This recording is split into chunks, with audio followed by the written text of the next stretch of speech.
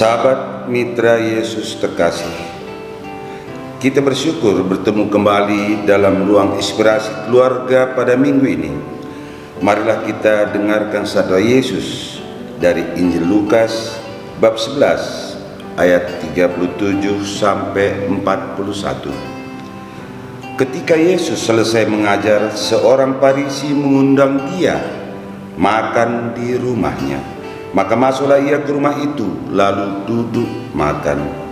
Orang Farisi itu melihat hal itu dan heran, karena Yesus tidak mencuci tangannya sebelum makan. Tetapi Tuhan berkata kepadanya, "Kamu orang-orang Farisi, kamu membersihkan bagian luar dari cawan dan pinggan, tetapi bagian dalammu penuh rampasan dan kejahatan. Hai orang-orang bodoh, bukankah Dia yang menjadikan bagian luar, Dia juga yang menjadikan bagian dalam? Akan tetapi, berikanlah isinya sebagai sedekah dan sesungguhnya semuanya akan menjadi bersih." Demikianlah sabda Tuhan. Terpujilah Kristus. Sahabat mitra Yesus terkasih, kita bersyukur sabda Yesus dari Injil Lukas tadi dapat kita pandang dari sisi kebaikan dan kebenaran. Dari dialog bacaan Injil pada hari ini, Yesus menggambarkan makna dari kebaikan dan kebenaran. Seorang Farisi mengundang Yesus untuk makan di rumahnya. Dari sudut pandang kebaikan, seseorang yang mengundang makan pasti berniat baik.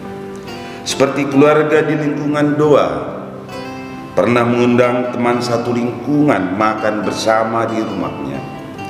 Terasa bagi kita, kebaikan hati yang mengundang makan menambah semangat dan keceriaan untuk datang bertemu di dalam doa lingkungan tersebut.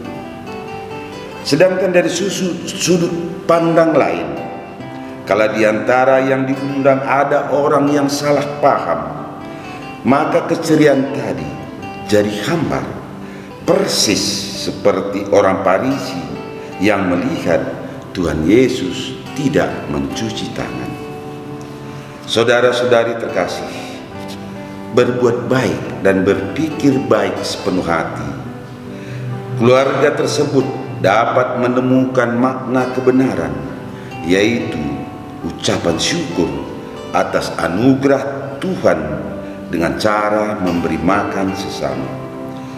Gambaran tersebut sama seperti orang Farisi, di mana saat ada niat baik, pandangannya diluruskan oleh Yesus. Kamu orang-orang Farisi, kamu membersihkan bagian luar dari cawan dan pinggan, tetapi bagian dalam penuh rampasan dan kejahatan. Saudara-saudari terkasih, kita juga menyadari orang yang berhati baik belum tentu mampu memahami makna kebenaran. Mari kita pandang kehidupan keluarga. Semua anggota keluarga berkehendak agar keluarga berperilaku baik, karena ada harapan kalau keluarga yang berperilaku baik, maka akan mendapat relasi tetangga yang baik pula. Kalau memang belum juga menemukan relasi tetangga tersebut, masih ada keyakinan kelak yang bertingkah laku baik pasti ditemukan orang baik. Hari ini harapan tersebut ditambahi oleh cinta Yesus. Keluarga yang berbaik hati akan diberikan Tuhan pengajaran mengenal kebenaran. Seperti orang Farisi yang dicerahkan oleh Yesus tentang kebenaran dengan berkata, "Hei orang-orang bodoh, bukankah Dia yang menjadikan bagian luar, Dia juga yang menjadikan bagian dalam?" Yesus mulai masuk wawasan ruang keluarga kita, melihat hati pasangan.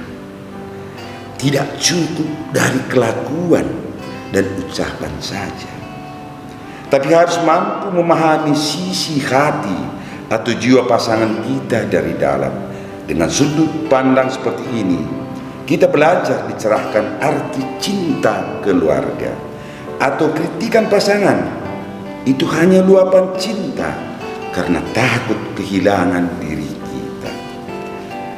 Sebutan "hai orang bodoh" yang disampaikan oleh Yesus menyentakkan jiwa dan membuka ruang sadar kita betapa sering miskomunikasi relasi keluarga terjadi karena kebodohan.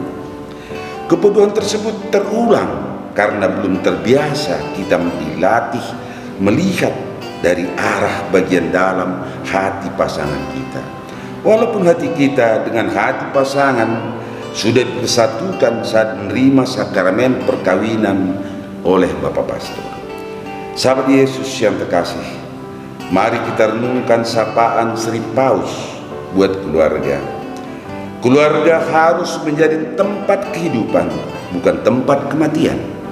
Sebuah tempat penyembuhan, bukan tempat pesakitan. Sebuah panggung pengampunan, bukan panggung penghakiman. Mampu melihat kebaikan dari hati dalam membawa kita akan menemukan kebenaran. Marilah kita mengikuti sabda Yesus yang penuh cinta ini. Berikanlah isinya sebagai sedekah, dan sesungguhnya semuanya akan menjadi bersih bagimu.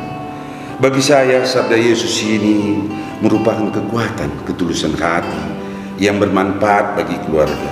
Sebuah kewajiban tanpa batas sampai 70 kali 7 kali kebaikan menuju kebenaran. Semoga kita tak pernah lalai lagi melakukan kebaikan agar Tuhan kita Yesus Kristus mengutus Roh Kudus menerangi dan membuka hati untuk memahami kebenaran yang berasal dari Tuhan. Amin.